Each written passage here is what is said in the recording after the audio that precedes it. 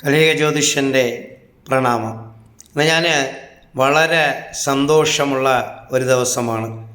ഇന്ന് എൻ്റെ മഹാദേവനോട് ചോദിച്ചിട്ട് ഒരു സൽപ്രവൃത്തി ചെയ്തു. എന്നെ 18-ാം തീയതി നിക്കാഹ് വച്ചിരിക്കുന്ന ഒരു മുസ്ലിം കുടുംബം അവരെന്നെ വന്ന് കണ്ടു. അവരുടെ വാപ്പ ദാരിദ്ര്യം പറഞ്ഞു.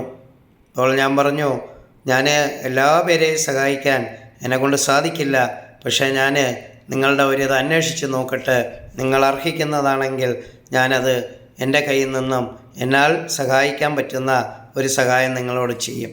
അങ്ങനെ ഞാൻ ആ വ്യക്തിയെക്കുറിച്ച് നമ്മുടെ ഫാൻസിലുള്ള പയ്യന്മാരെ കൊണ്ട് അന്വേഷിപ്പിച്ചു. പിന്നെ പോരാത്തതുകൊണ്ട് എൻ്റെ PRO പോയി അന്വേഷിച്ചു. 2-3 പേര് അന്വേഷിച്ചപ്പോൾ 3 പേരും അവർ ദരിദ്രരാണ്, 18-ാം തീയതി കല്യാണമാണ്. അപ്പോൾ സാറിന് ഞാൻ പേരും കാര്യങ്ങളൊന്നും വെളിപ്പെടുത്തുന്നില്ല. അപ്പോൾ തീർച്ചയായും ഞാൻ അവരെ വിളിച്ചു. അപ്പോൾ അവർ ഇന്ന് അമ്മയും ഉമ്മയും മകളും കൂടെ വന്നിരുന്നു. തീർച്ചയായും എന്നാൽ കഴിയുന്ന എൻ്റെ പോക്കറ്റിൽ ഞാൻ ഒരാളുടെ നിന്നും പൈസ വാങ്ങിയല്ല കൊടുക്കുന്നത്. ഞാൻ ജോലി ചെയ്യുന്നതിൻ്റെ എനിക്ക് ലഭിക്കുന്ന ഫീസിൻ്റെ 35% ജീവകാരുണ്യ പ്രവർത്തനത്തിന് നൽകും. അപ്പോൾ അത് സ്വാഭാവികമായി അർഹിക്കുന്നവർക്ക് മാത്രമേ നൽകുകയുള്ളൂ, അല്ലാതെ ഉള്ളവർക്കത് നൽകില്ല. അത് മഹാദേവൻ കൂടെ പറയണം അത് കൊടുക്കാൻ. മഹാദേവൻ എന്നോട് പറഞ്ഞു, നീ അത് കൊടുക്ക് എന്ന് പറഞ്ഞു. പഠിക്കാൻ നല്ല മിടുക്കിയായ പെൺകുട്ടി, പക്ഷേ അവളുടെ കല്യാണം കഴിച്ചയക്കാൻ വാപ്പയ്ക്ക് പൈസ ഇല്ല. ദാരിദ്ര്യം, അതാണ് നമ്മുടെ നാട്ടിൽ ദാരിദ്ര്യം അനുഭവിക്കുന്ന ഒരുപാട് പേരുണ്ട്. അപ്പോൾ എല്ലാ പേരെയും സഹായിക്കാൻ എന്നെക്കൊണ്ട് സാധിക്കില്ല. എന്നെക്കൊണ്ട് സഹായിക്കാൻ പറ്റുന്നവരെല്ലാം ഞാൻ സഹായിക്കും. അതുകൊണ്ട് എല്ലാ പേരും എന്നെ സമീപിച്ചാൽ എന്നെക്കൊണ്ട് ചെയ്യാൻ പറ്റുന്ന ഒരു മാസത്തിൽ ഇത്ര പേരെ സഹായിക്കാം. ഇപ്പം തന്നെ ഒരുപാട് പേരെ പഠിപ്പിക്കുന്നുണ്ട്, അതുപോലെ ഒരുപാട് പേരെ ചികിത്സിക്കുന്നുണ്ട്, ഒരുപാട് പേർക്ക് കാശ് കൊടുക്കുന്നുണ്ട്. സ്വാഭാവികമായിട്ട് ഇങ്ങനെ ഒരിത് വന്നപ്പോൾ ഞാൻ എൻ്റെ കൈ കൊണ്ട് എൻ്റെ അടുത്ത് ഞാൻ പറഞ്ഞു, നിങ്ങൾ ഉമ്മയും മകളും കൂടെ എൻ്റെ ഓഫീസിലേക്ക് വരാൻ പറഞ്ഞു. എന്നിട്ട് ഞാൻ ആ മകളുടെ കയ്യിൽ 10,000 രൂപ എടുത്ത് കൈ കൊടുത്തു. അത്ര എന്നെക്കൊണ്ട് സഹായിക്കാൻ ഇപ്പോൾ നിവർത്തിയുള്ളൂ. ഒത്തിരി സഹായിക്കണമെന്നുണ്ട്. മകളുടെ കല്യാണം മൊത്തം നടത്തി തരണമെന്ന് ആഗ്രഹമുണ്ട്, പക്ഷേ ഒരുപാട് പേരെ സഹായിക്കുന്നത് കാരണം അതിന് എന്നെക്കൊണ്ട് സാധിക്കില്ല എന്ന് പറഞ്ഞ് ആ മകളുടെ കയ്യിൽ ആ പൈസ കൊടുത്തിട്ട് ആദ്യമായിട്ട് അവളെ ശിരസ്സിൽ കൈവച്ച് ഞാൻ അനുഗ്രഹിച്ചു. അപ്പോൾ അത് ഞാൻ ഓരോരുത്തരെ അനുഗ്രഹിക്കുമ്പോഴും എൻ്റെ കൈകളിലുണ്ട്. ഇപ്പോൾ മുസ്ലിം സഹോദരങ്ങളും ക്രിസ്ത്യൻ സഹോദരങ്ങളും ഹിന്ദുക്കളും ഒക്കെ ഉണ്ട്. ഞാൻ എൻ്റെ 2 കൈകളിൽ പടച്ചോനും ഈശോയും ശിവഭഗവാനും എല്ലാം അടങ്ങിയിട്ടുണ്ട്. ഈ കൈകൾ വെച്ച് ശിരസ്സിൽ കൈവച്ചിട്ട് ഞാൻ പറഞ്ഞു ആ കുട്ടിയോട്, സുബ്ഹാനല്ലാഹ്, അൽഹംദുലില്ലാ, അല്ലാഹു അക്ബർ, സുബ്ഹാനല്ലാഹി വബിഹംദിഹി. നീ നല്ലവളായി, നീ വളരെ ഉയർന്നവളായി. ഞാൻ തരുന്ന ഈ ധനം നിനക്ക് ചെറിയൊരു വിവാഹത്തിൻ്റെ ഒരു സമ്മാനമാണ്.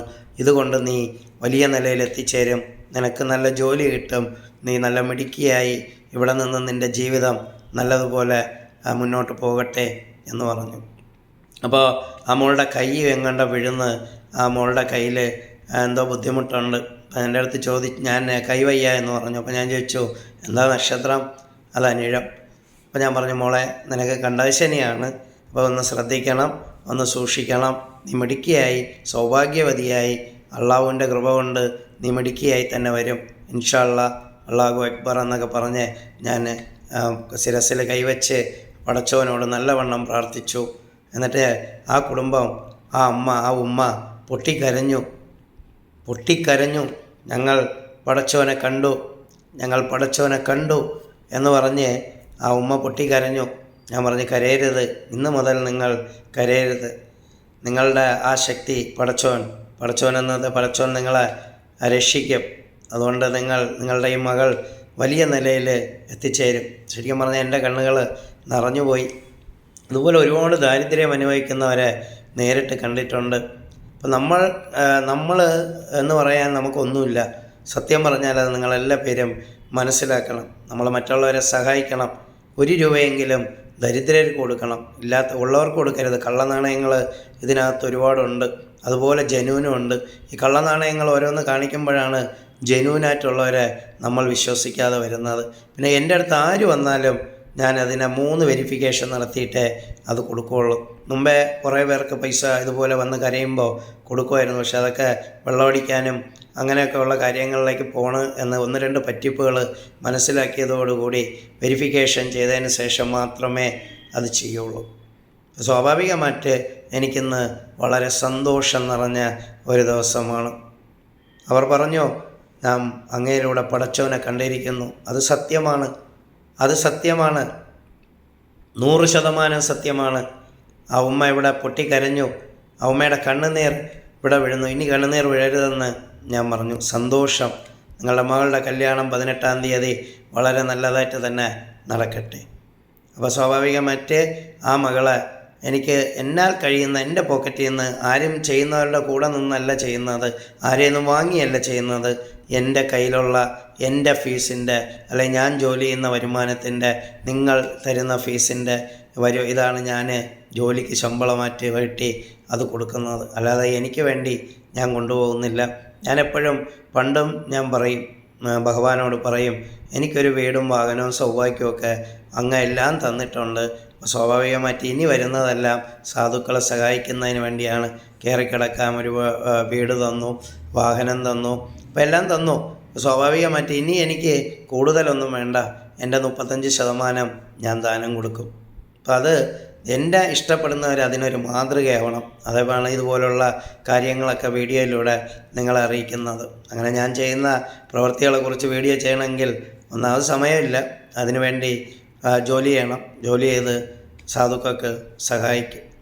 അപ്പോൾ ആ പൊന്നു മോളുടെ വിവാഹം നല്ലതുവണ്ണം നടക്കട്ടെ എന്ന് ഞാൻ പടച്ചവനോട് പ്രാർത്ഥിച്ചു. അപ്പോൾ ആ മകളും എന്നോട് പറഞ്ഞു, എൻ്റെ ശിരസ്സിൽ കൈവയ്ക്കുമ്പോൾ എന്തോ ഒരു വലിയ അത്ഭുതം, അല്ലെങ്കിൽ ആ വലിയൊരു അനുഭൂതി, അല്ലെങ്കിൽ ആ ഒരു സന്തോഷം അവർ പടച്ചവൻ കൈവച്ചതുപോലെ എനിക്ക് തോന്നി എന്ന് ആ ഉമ്മയും കണ്ണുനീരോടുകൂടി, ആനന്ദ കണ്ണീരോടുകൂടി അത് പറഞ്ഞു. എന്നിട്ട് ഞങ്ങളെ രക്ഷിക്കണം. ഞാൻ പറഞ്ഞു, ഞാൻ പടച്ചവൻ്റെ അടുത്ത് നിൽക്കുന്ന ആളാണ്, പടച്ചവൻ നിങ്ങളെ രക്ഷിക്കും, ധൈര്യമായിട്ടിരിക്കൂ എന്ന് ഞാൻ പറഞ്ഞു. ഇവിടെ എല്ലാ ജാതി മതത്തിലുള്ളവരേക്കും കൊടുക്കും.